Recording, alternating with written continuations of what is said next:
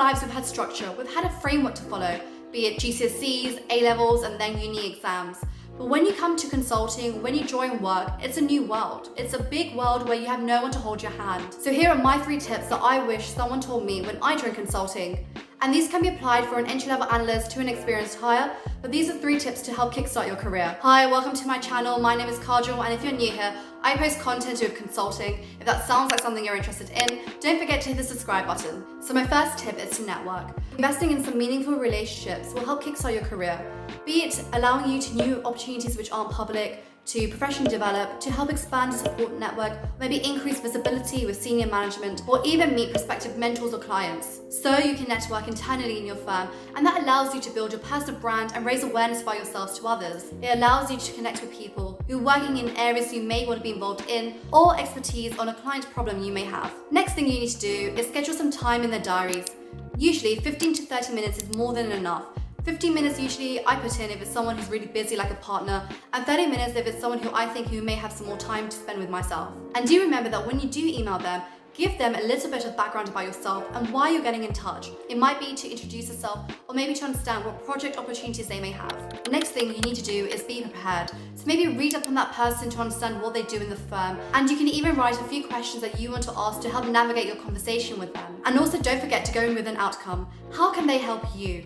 So let's say, for example, you're really interested in growth strategy in retail. So make sure you let them know. Chances are that when a project does come along to do with that, they will remember you compared to someone else. Often what happens in consulting is that you staff people based on your network, and those roles which haven't been staffed end up going onto the open roles list. So you can see how your network allows you to pick and choose the projects that you want to go on to. And remember, in a large firm, how do you differentiate yourself when there's hundreds of people around you? You can do this by leaving a good, lasting impression on others, and that could be, let's say, letting people know about some good work you've done, or maybe showing some passion in a particular industry. You can also network with your clients. And sure, you're not going to become best buddies with the CEO, but there are client counterparts that you can interact with.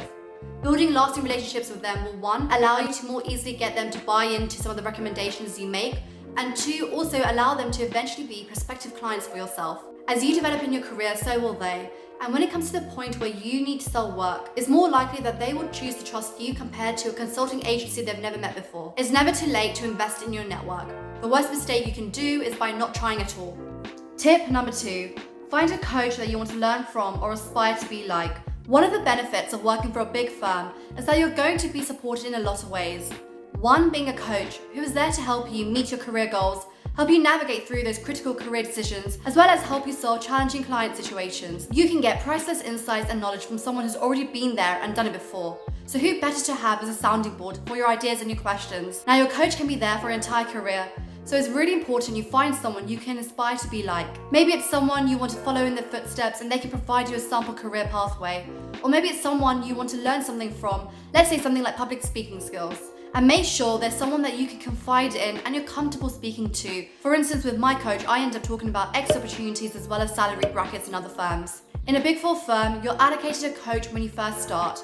And as you progress in your career, you will find different people you want to learn from. These can be your unofficial coaches as well, or you can choose to change your official coach. Tip 3.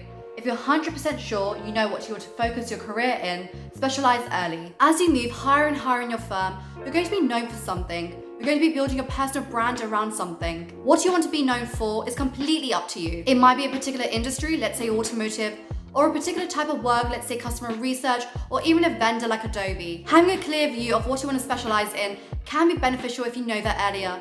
This is because it allows you to focus your career. Let's say you only do projects to do with that specialism, for instance, and that allows you to build a deeper knowledge compared to your peers.